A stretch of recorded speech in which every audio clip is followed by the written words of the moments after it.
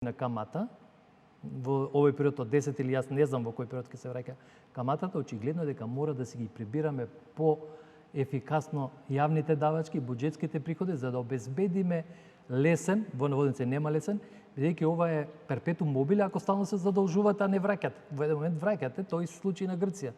Прв пат лани искажаа суфицит 13 милиарди. Нема. Зошто искажаа? Тргнете од границата, не од Скопје, од границата до Атина, 16 наплатни рампи има. Поентата ми е, суфицитот произлегува од тоа што го стегна обрчот, се обидува да наплатуваат многу подобро, така да и нас тоа ќе не чека. Затоа велам да обезбедиме и алатки во иднина да прибираме повеќе за полесно да враќаме. Зборувам можеби пред време, нели за враќањето, иако не сме ги ни истрошиле. Зборувате пред време, но сето ова може да донесе некои нови дополнителни давачки. Во која насока би можело тие да одат за задолжувањето за да е јасно за гледачите се одложени даноци. Така да приказната од типот дека ние сега се задолжуваме и тоа, нели сега збориме само како ќе дојдат пари, исто како во семејството, нели, во еден момент треба да ги враќаме. Тоа значи треба да ви расте платата за да враќате повеќе или да намалувате на јадењето и на трошењето, да гасите сијалици. Нема друго, тие се механизмите и на државно ниво.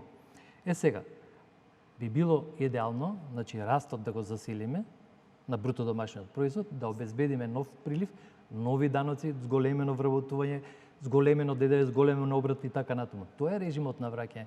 Економијата друг начин не познава, модалитети се во прашање. Така и ќе расте платата ако се надобрза. Многу убаво го објасни метафорички господин Павле. Платата на едно семејство ќе расте за да можете го вратите она што сте се задолжили за кредитно финансирање на семејството.